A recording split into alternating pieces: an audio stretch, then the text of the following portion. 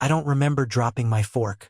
I don't remember the sound of it clattering against the china, the way my mother's head snapped toward me at the noise. All I remember is staring at my phone, my stomach twisting into something ugly and unfamiliar. Your wife has been with my husband. Happy Thanksgiving. For a second, I thought it was a joke. Some sick, twisted spam message. But then I saw the attachment, a picture. Picture of Jessica, in our car, wearing the red dress she told me she bought, just for me. Only she wasn't with me. She was with someone else. A man's hand gripping her thigh, fingers digging into her skin like he owned her. I went cold. Around me, Thanksgiving carried on as if nothing had just shattered inside of me. My uncle was telling a loud story about his fishing trip. My dad was pouring another drink. My cousins were fighting over the last roll. But I wasn't there anymore. I was inside my head, replaying every night she came home late. Every time she laughed at her phone and tilted it away from me. Every time she smelled like cologne that wasn't mine. And then I made a decision. I didn't breathe. I didn't hesitate. I just stood up. Babe. Jessica looked up at me, confused. What's wrong? I held up my phone, the screen still glowing, the picture right there for her to see. Her face went white. That was all the confirmation I needed. I didn't yell. I didn't cause a scene. I just walked out. Walked right out of that Thanksgiving dinner without another word. Behind me, my mom called my name. My sister frowned. My dad set down his drink.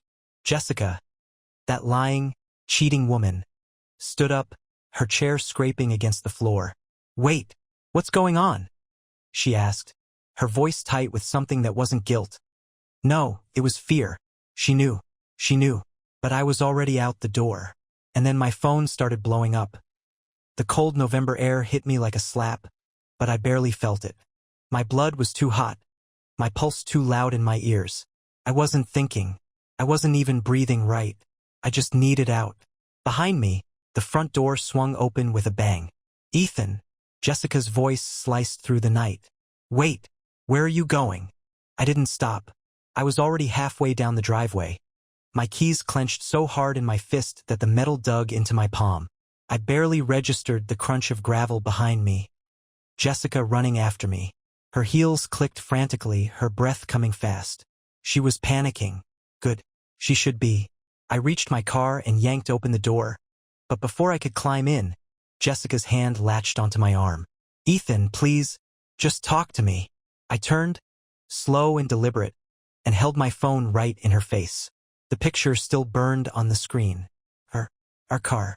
That man's hand on her thigh. Jessica flinched like I'd hit her. Her lips parted. A lie was coming. Wait. This isn't. Who is he? My voice came out low. Dangerous. She swallowed. It's not what you think. Who is he? She opened her mouth, closed it, and then her phone vibrated in her pocket. I saw the way her eyes flicked to it, the way her whole body tensed, just for a second, before she tried to hide it. But it was too late. Before she could react, I grabbed her phone right out of her coat pocket. Ethan, she shrieked, lunging for it. But I was already looking, already seeing the name lighting up the screen. Nathan. I didn't know a Nathan, but Jessica did. And that's when the first real wave of rage crashed into me. You're still texting him? I hissed, my fingers curling around her phone so tight I thought I might break it. Jessica froze. I took a step toward her, my heart hammering in my chest. You were gonna lie to me just now, weren't you? She opened her mouth. Another excuse, another attempt to slither out of this. But I was done. I threw her phone right onto the driveway. It hit the pavement hard, skidding across the concrete, the screen cracking on impact. Jessica gasped. What the hell, Ethan? I leaned in close, my voice deadly calm. Happy Thanksgiving, Jess. Then I got in my car and drove away that I didn't know where I was going. I just drove. The streets were empty, the world quiet except for the soft hum of the engine and the violent pounding of my pulse. The picture of Jessica and him was seared into my brain, flashing behind my eyes every time I blinked. Nathan. His name sat like acid on my tongue. I didn't know who he was, but my gut told me one thing, he wasn't just some random mistake. My phone wouldn't stop vibrating. Mom, for missed calls. Jessica, 18 missed calls, 12 texts. Dad, 1 missed call. Jessica, FaceTime video missed call. I ignored every single one. But then a new number popped up. Unknown caller. For a split second, I thought about letting it ring. But something inside me told me to pick up. So I did. I pressed the phone to my ear, heart hammering. Yeah.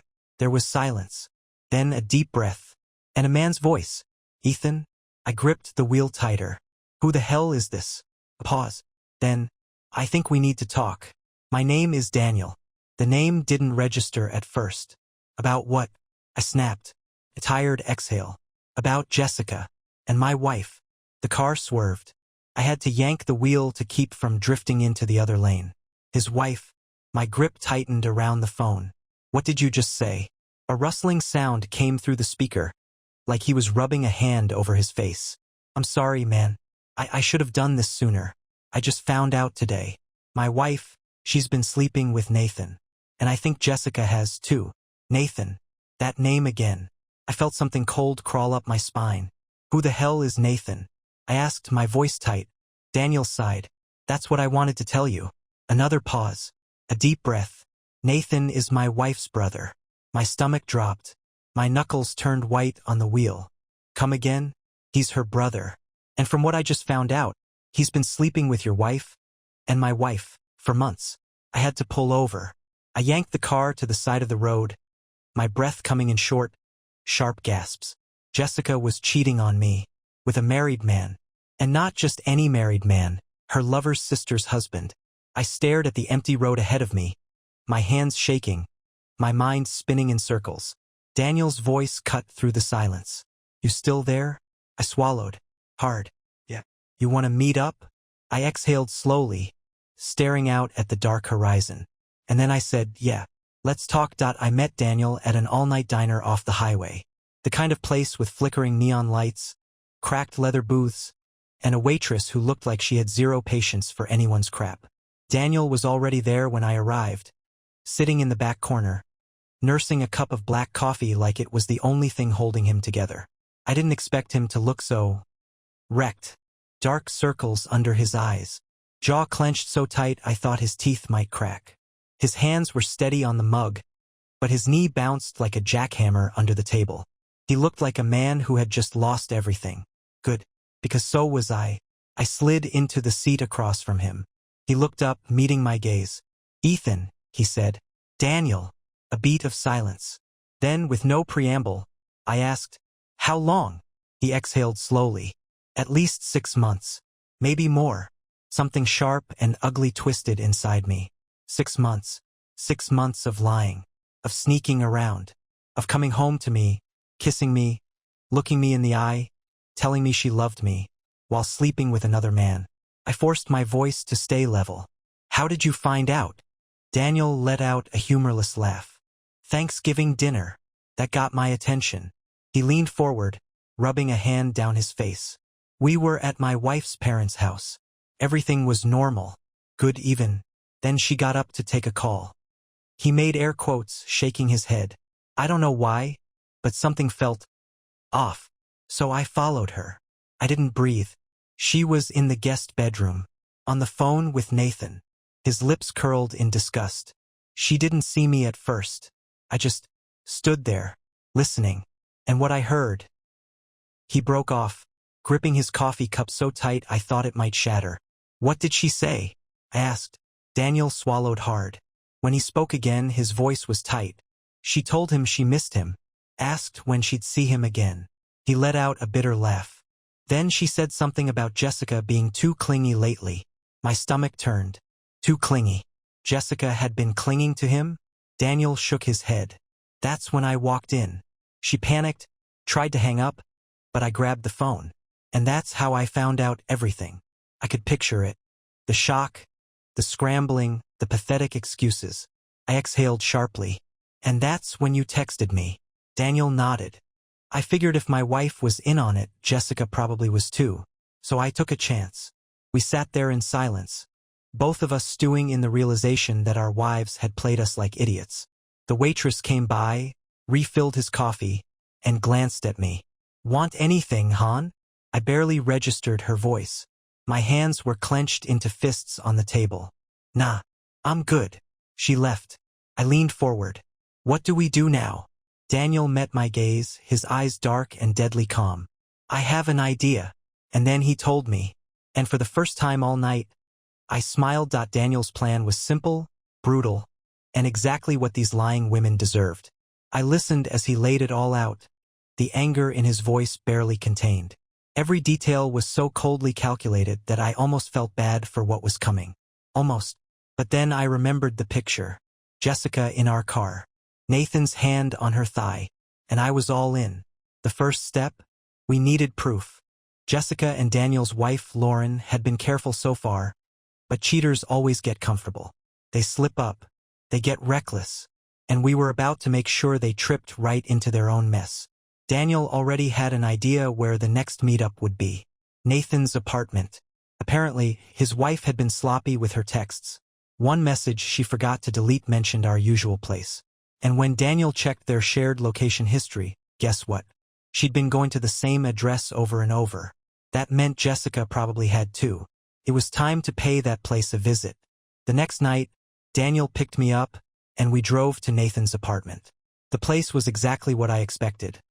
A cheap, soulless complex in the part of town where people go to do things they don't want anyone to know about.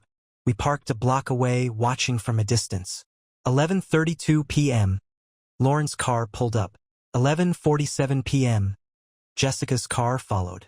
Daniel let out a sharp breath, his fingers tightening on the steering wheel. There's your confirmation. I stared at Jessica's car, at the silhouette of her in the driver's seat. For a second, I wondered if she felt even a shred of guilt. Then she got out, smoothed her hair, and practically skipped to the door. No hesitation, no second thoughts, and I saw red. Daniel's jaw was clenched so tight, I swore I heard his teeth grind. You ready for this? I didn't answer. I just opened the door and got out. Because yeah, I was ready.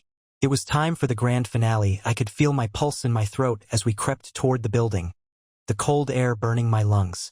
Every step was calculated, silent, but inside, I was ready to explode. Daniel was right beside me, his face blank. Too blank. Like if he let even an ounce of emotion show, he'd completely lose control. We reached the front door of the apartment complex. Locked.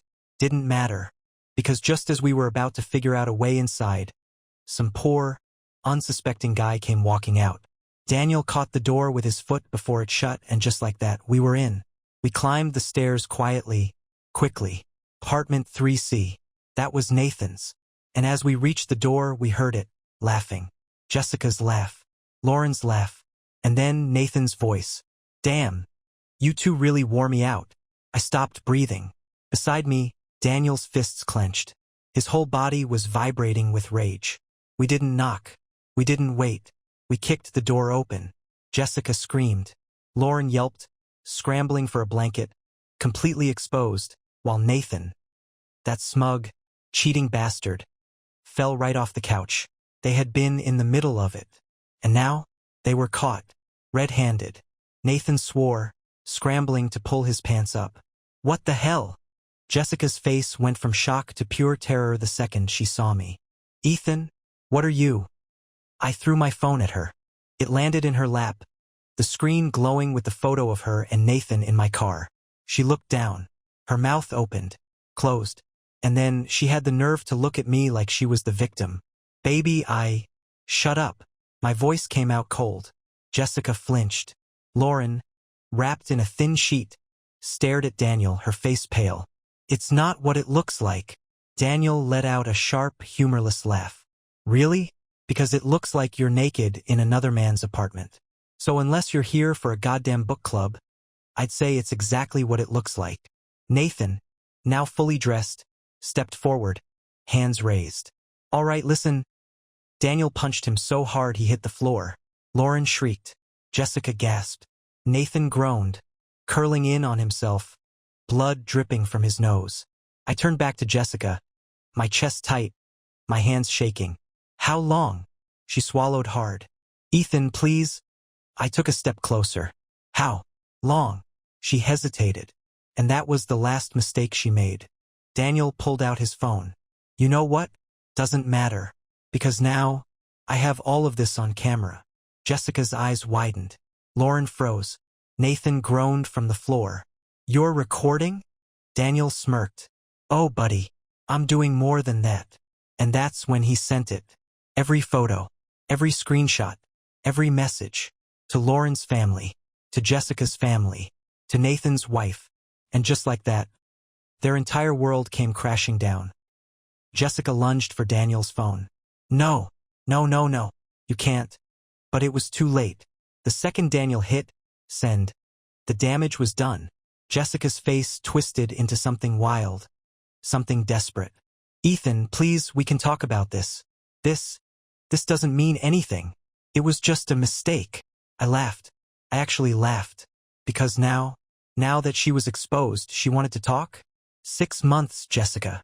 My voice was eerily calm. You chose this for 6 months. That's not a mistake. That's a decision. She shook her head, her hands trembling. I was lonely. You've been so distant, so... Don't. I snapped, my patience gone. Don't you dare make this about me. She flinched. Good. Lauren wasn't faring much better. She was in full meltdown mode, pacing frantically, tears streaming down her face. Daniel, please. My family can't know about this. My parents, my job. Daniel tilted his head, mock sympathy dripping from his voice. Oh no, Lauren. Do you mean there are actual consequences for being a lying, cheating excuse for a wife? That must be so hard for you. Lauren sobbed. Nathan, that cocky piece of garbage, finally sat up, wiping blood from his nose. You're both pathetic, he spat, shaking his head. Coming here like you're the victims. Grow up. Daniel and I exchanged a look. Then, at the exact same time, we both kicked him. Nathan hit the floor again with a loud groan. Jessica shrieked, rushing to him like some tragic heroine in a bad movie. Nathan, are you okay? Oh, that was it. You're seriously worried about him right now? I asked, pure disgust in my voice. Are you even hearing yourself? She turned back to me, eyes wild. Ethan, I never meant to hurt you. I swear. I still love you. I stared at her. Then I laughed again. And then I said the last words I would ever say to her.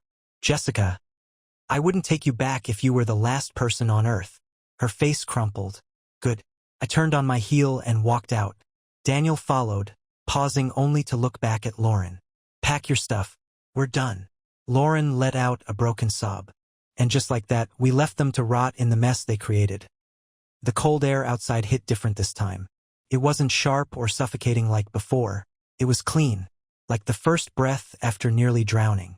Daniel and I walked in silence to the car. Neither of us spoke. Neither of us had to. We had done it. Jessica, Lauren, Nathan, exposed, destroyed, ruined. Daniel unlocked the doors. But before getting in, he turned to me. You good? I thought about that for a second. Was I good? No. My wife, the woman I built a life with, the woman I trusted, had lied to me for months. She had looked me in the eyes, kissed me, slept next to me, and all the while, she was screwing some married loser. And yet, standing here, away from all of it, with the truth finally out there, I felt lighter. I exhaled. Yeah, I think I am. Daniel nodded. Same. Then, after a pause, you hungry? I blinked. And then, for the first time all night, I laughed. Because why the hell not? We just set our cheating wives' lives on fire. The least we could do was celebrate. Yeah, I said, shaking my head. Let's get some food. We got into the car and drove off, leaving behind that cheap apartment, those pathetic excuses for wives, and every last ounce of bullshit they tried to feed us. Jessica blew up my phone for 2 days straight. Texts, voicemails, even a pathetic attempt at showing up at my office. I ignored all of it. Her final message? You're making a mistake. We can fix this. I blocked her number. Lauren didn't take things much better. Apparently, she tried to beg Daniel to fix their marriage, but he shut that down real fast. He kicked her out, changed the locks, and served her with divorce papers within the week. As for Nathan, turns out his wife got the messages too. And unlike Jessica and Lauren, she wasn't about to beg for forgiveness. She took the kids, the house, the car, and left him with nothing. Karma. 2 weeks later, I was at my parents' house. Thanksgiving had been a disaster, and I knew they were still confused about why I left so suddenly. So I sat them down and told them everything. My mom cried. My dad just nodded, jaw tight, his hand on my shoulder. My sister? She called Jessica every name in the book and threatened to accidentally run into her with her car. And then, finally, my mom looked at me and asked, "Do you think you'll be okay?" I thought about it, about everything that happened, about the pain, the betrayal, the rage. And then I thought about the future, a future without Jessica, a future where I wasn't being lied to, a future where I was free. I met my mom's eyes and gave her the first genuine smile I had in months. "Yeah, Mom," I said. "I think I will."